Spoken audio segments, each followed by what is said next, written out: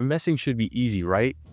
After all you need to do is buy low and sell high. Well, it turns out that it's not so easy after all. Trying to time the market is almost impossible and not really a good investment strategy.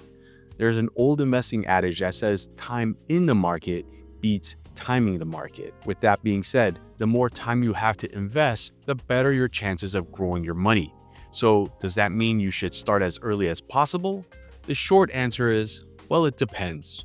When you are young and have many years ahead of you, you can use the power of compounding to your advantage. Compounding is an investor's best friend and can help you grow your portfolio over a number of years. But what if you don't have a lot of time to invest or are uncertain? You might be young but need to access the money for a short-term goal. You might be worried about where the current stock market is and think that it's a bad time to start investing. These are all valid concerns. To help combat the investment psychology cycle and falling into the traps of fear and greed, an investor needs to be prepared by figuring out their risk tolerance, time frame, and goals. If your time horizon is 5+ years and you can stomach the ups and downs of the stock market, then you shouldn't concern yourself with timing the market.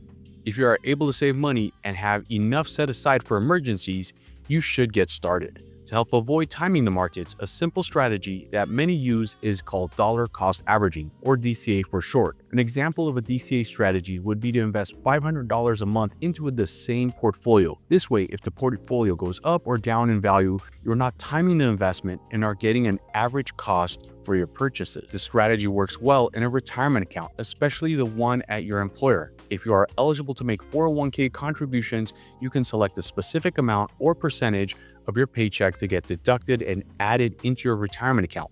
Over the years, these contributions can compound and grow. The trick is to get started early.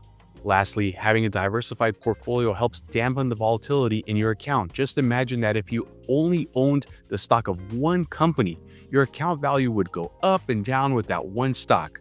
But if you own stocks in 100 different companies, it would be rare that all 100 stocks would move in the same direction. This can help minimize the ups and downs of your portfolio. So what have we learned? If you have a long time horizon, figured out the goal of why you're investing, know your risk tolerance, and are able to save, have an emergency fund, and can establish a dollar cost averaging strategy into a diversified portfolio, then you're ready to get started. Thanks for watching.